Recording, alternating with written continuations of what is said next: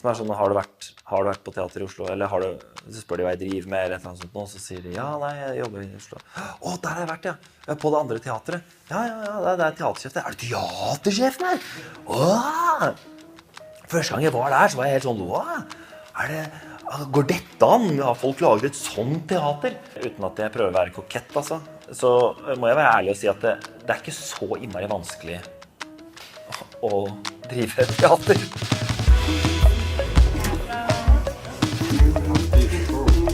For det har vært til folk som har jobbet med. Har han vunnet en gullrute? Nei, det har jo han typen der. Han har vunnet gullrute. Se på han. Jeg vil gjerne ta det teatret. Verdens mest usympatiske teater. Først gratulerer med 5-årsjubileum. Det er kjempebra. Harald og jeg, vi har holdt på nå i over 20 år, og det er klart 5 år det er bra, det. Bravo! Sett det før! Ikke sant? Ok. Det er gøy å være sånn type.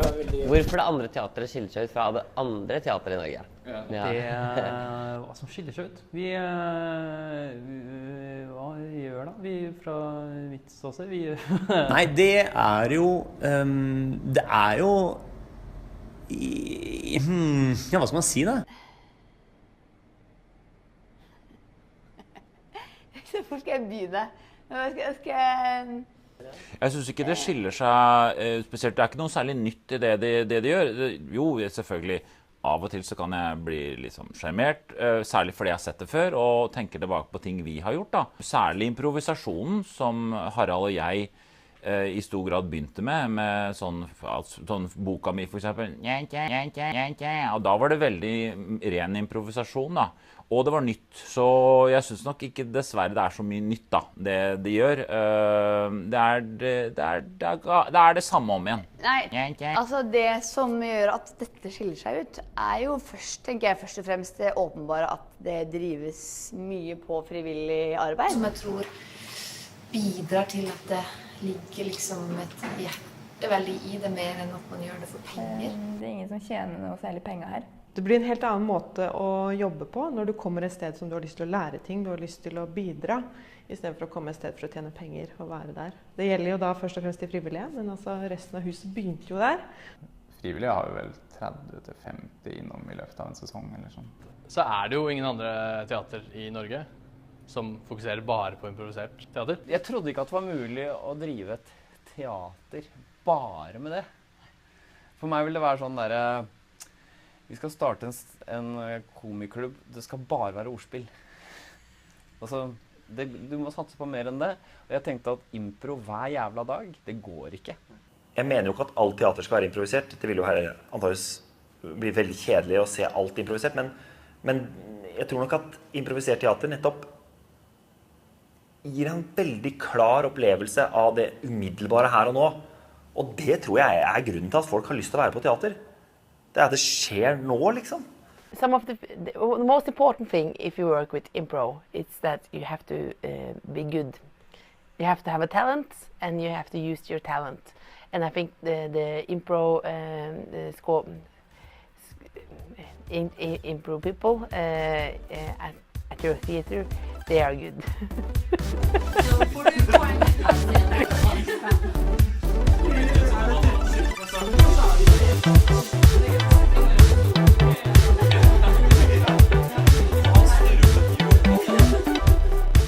Vi er jo et teater som er bygd opp av alle fra grunnen av. Altså både utøvere og folk som nå er i staben. Som hadde store drømmer, og som gikk gjennom det. Jeg skulle ønske jeg kunne si at dette er en drøm bygd på drømmer, eller noe sånt da. Men det er jo ikke sant. Dette er jo et helt konkret teater, bygd med helt vanlig arbeidskraft.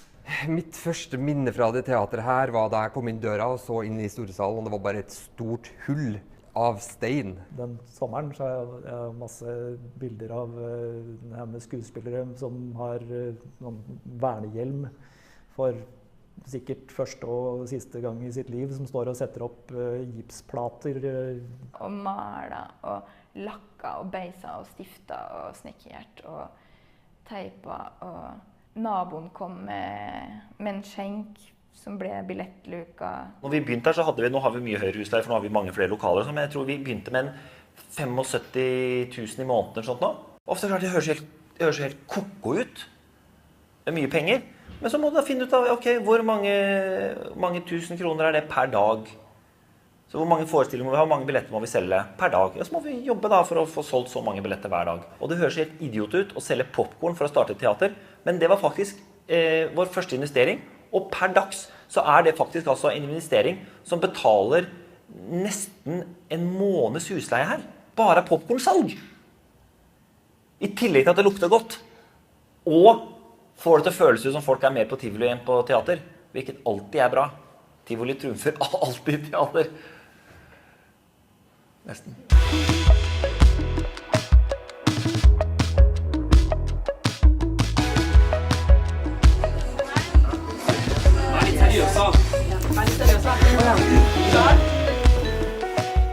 Å gå på scenen, publikum vet at du ikke vet noen ting, jeg vet at jeg ikke vet noen ting, og så bare begynner man å gjøre noen ting. Og finne på ting sammen med alle de folka, vi prøver ut å gjøre store feil og små feil. Og også foran publikum, da, som gjør at man føler at, at man risikerer ekstra mye.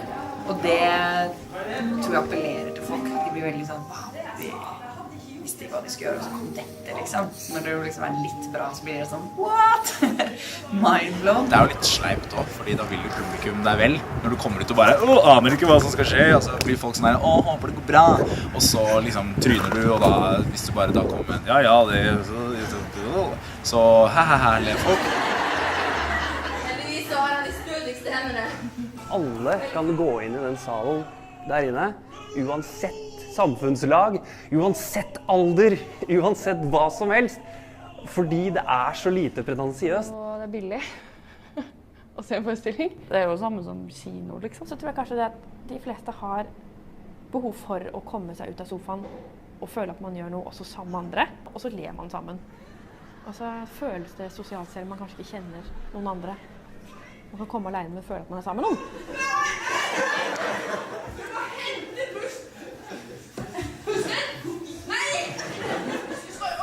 På vanlig teater så har man jo egen inngang inn til garderoben og alt sånn, men vi går jo samme vei som publikum gjør, alt som på scenen nå.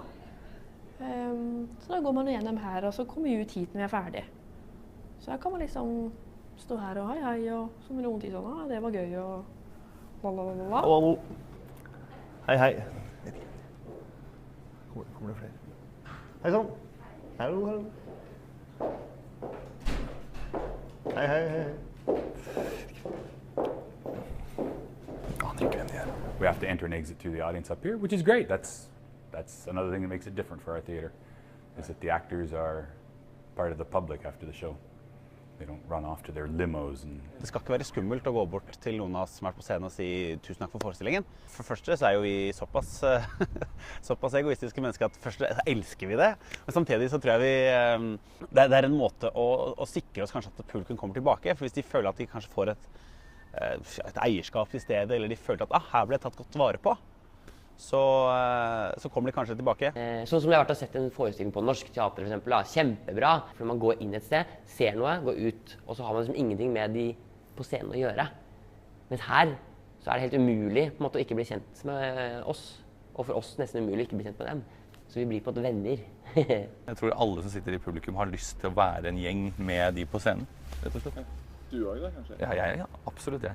Det jo fantastisk gøy å komme ut og se at det liksom tjåka fullt i kaféen.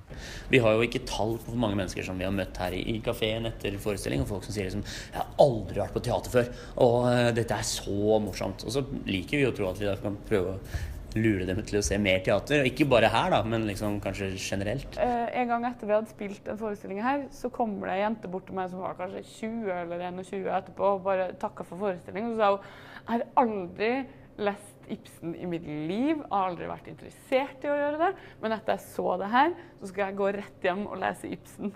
Da ble jeg så glad. Jeg tror sånn som når vi mistet skjenkebevilgningen vår en liten periode, så tror jeg vet, og jeg tror ganske mange andre også kjente på den frykten for at ok, hvis den skjenkebevilgningen forsvinner lenge, så kan det hende at vi må lukke ned. Det var på en måte worst case. Og den der frykten som spredde seg da over å liksom miste liksom grunnpilaren i livet, det var dritskummelt. Hvis man går til baren, og man ser noen som ligner på en alv, så det Vita. og sånn magisk. Selv om jeg bare er den som står i baren og selger øl, så føler jeg jo at jeg er med på å gjøre teatret litt ok. Være på.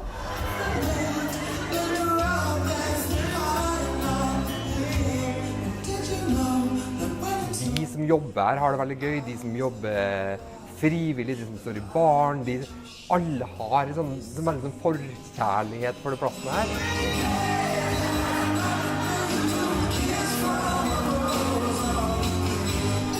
Det er et sånt sted hvor du kan gå, where everybody knows your name, på en måte.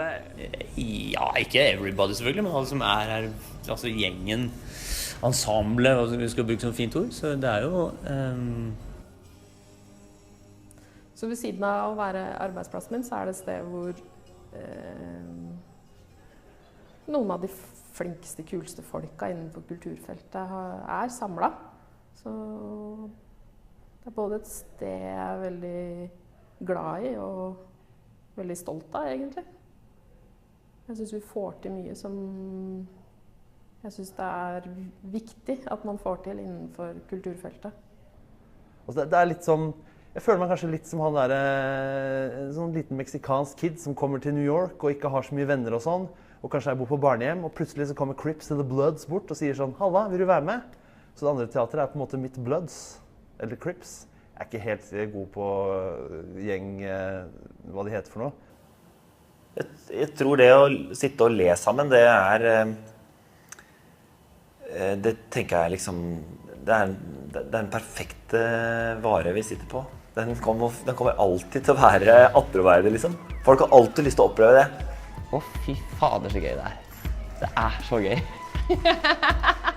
Det jeg synes er så sånn grunnleggende kult med det stedet her, er at du ser en sånn spilleglede og vilje hos de som er på scenen. Dere har virkelig fått til liksom både kunstnerisk og sosiale. Det siste er jeg veldig dårlig på. Det er det nærmeste de kommer med Brooklyn-følelse på en måte.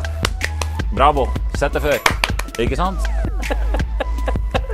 Ok, vær så god. Du kan jo gå her hver dag hele uka og få noe nytt hver gang. Vi er alltid velkomne, og dere er veldig inkluderende miljø, og det er også en sånn fin ting. Dere er et veldig inkluderende miljø. Men det er klart at det å ha vært med på å lage noe som når alle disse folka her som er i ensemblet blir gamle og har fått barn og barnebarn, at de liksom skal se tilbake på at livet deres var liksom, dette var en del av livet deres i mange, mange år.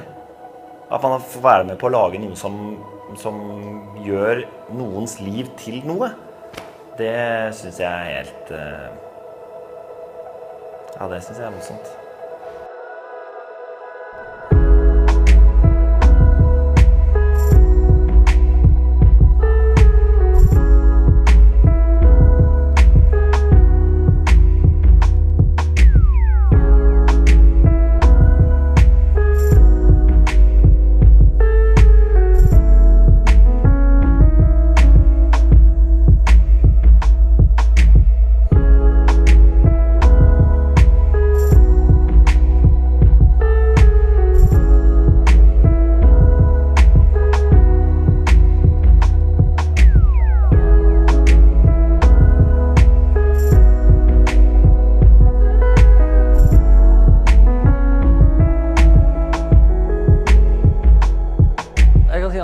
For jeg tenkte på, jeg kjørte opp i disse, så tenkte jeg det andre teatret, det er ironisk litt sånn morsom, hyggelig navn på et teater.